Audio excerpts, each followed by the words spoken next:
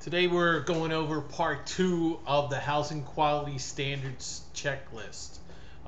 We did part 1 last week and now we're doing part 2. And in part 2 we're going to do plumbing. If the slide ever comes up. Yes, plumbing. Here's some bathrooms that I had to either rehab or install. In this case, I was installing a bathroom in a 2-1 bedroom where the roof collapsed and there was basically nothing left here.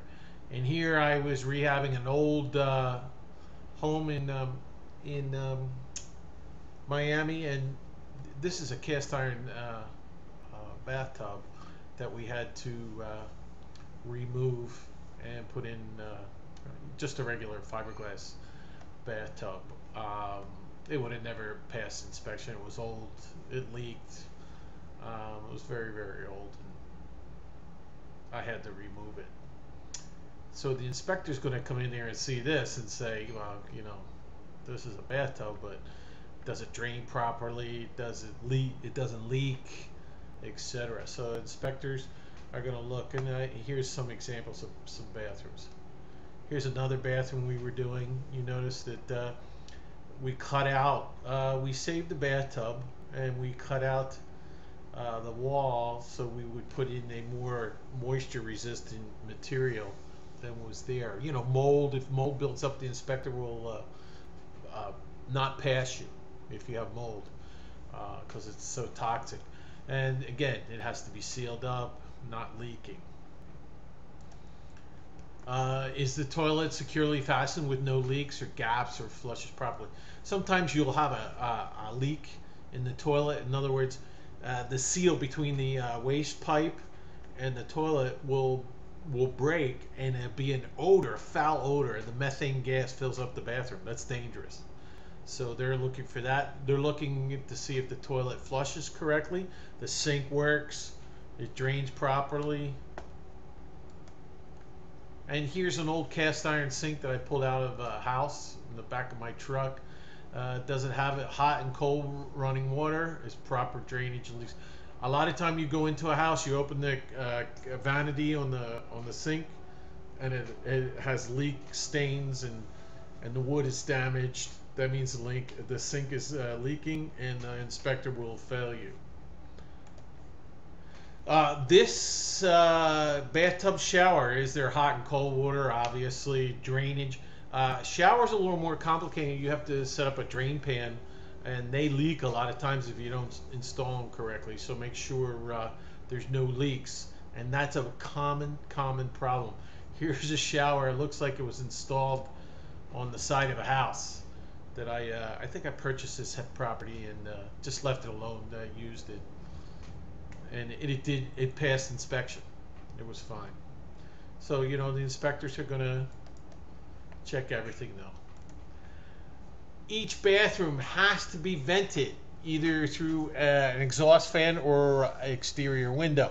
In this case, I have a picture of a bathroom with a window to the exterior that we were rehabbing. You can put in an exhaust fan. You don't need a window. Sometimes bathrooms don't have an exterior window, but you do have to have one or the other, a window or an exhaust fan, or you'll fail inspection. Bathroom is free of any sewer odor or drainage problem. Like I was telling you before, you have a odor, they'll fail you. Okay, that's methane gas, very dangerous and very flammable. Is there a drainage problem? Okay. It could be you have a septic system in your front yard, septic tank. If it ain't draining correctly, you'll know it, and he'll know it too, and then you have another problem. Okay, this is a drain access to the sewage drainage, so you can go in there and clean out the pipe if there's a blockage or anything. You should have one in each house you have. Not quite this high, I would say more ground level. I had to lower that eventually, but that's how it looks. Next slide. Here's a kitchen, a functional kitchen. This is the next part of the checklist. Again, this is a major area of the house, and the inspector's going to look for certain things, and we're going to go over that. Is the sink, is our hot and cold water running, proper drainage, and no leaks? Obviously, it has to function correctly. I do not suggest, if you're going to do a rental property, put in a garbage disposal. It doesn't give you much benefit as far as Section 8, and it's a big hassle and problem later on. You'll be repairing it, and it's a headache for landlords. But you do have to have hot and cold water, and it has to drain correctly. And here's an example of a unit kitchen that we have. Does the gas have a valve that you can turn off manually by hand? Here's a shut-off valve right here that you can turn the gas off if there's a problem, fire or whatever. You can run out and turn off the valve. If you have a gas stove, you must have a hand-operated shut-off valve, and they'll be looking for it during the inspection. If you don't have it, you fail. Okay, do all the burners on the stove ignite? Does the oven work? And are the knobs present or controls working? Okay, here's a stove. A lot of times these burners burn out. You have to replace them and make sure they're working. The oven has to work.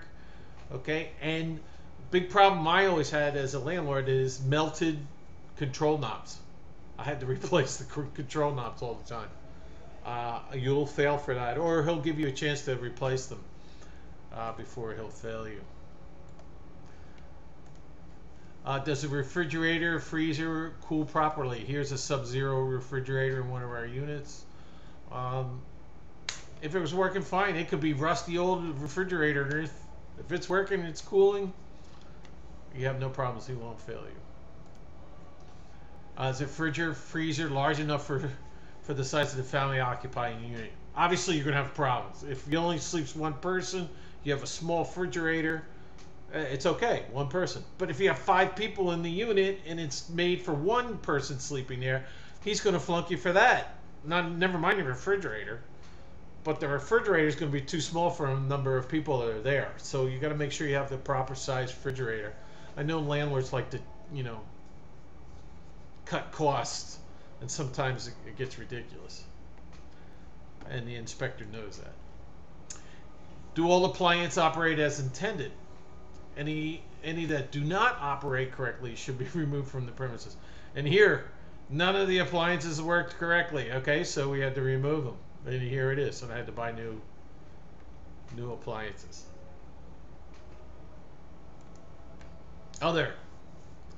What other things are they going to look at?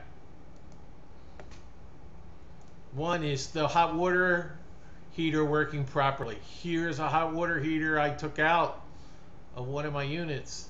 Obviously, it was a mess. It needed a new one. He'll flunk you for that if it isn't working correctly. This is a big problem here, and I highlighted it. If you don't have a pressure relief valve drainage tube attached to the valve, they'll flunk you. You'll fail inspection, because a lot of babies, they play with this. This gushes out and scalds them, and they're burned very badly. So you must have a drainage attached to this pressure relief valve. Very serious about that. Here, radiators. Not too much of a problem here in Florida. I don't think there's too many houses, and if they do, they're very old. I haven't seen it personally,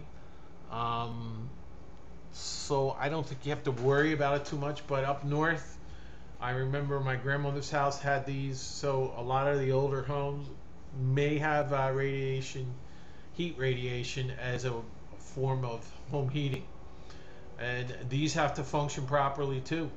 No leakage, and they're very efficient, and I wouldn't have any qualms using them, but it's just not very common down here in South Florida, so I don't think you have to really worry too much about it.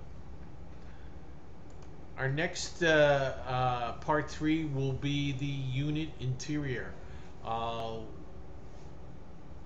We're going to go over ceilings, and you can see this ceiling obviously has an issue. The walls, are the walls in good shape? Doors, interior doors that access the outside and inside. Here's a door here to access to the interior. Notice I have rayos on there so they can't break in.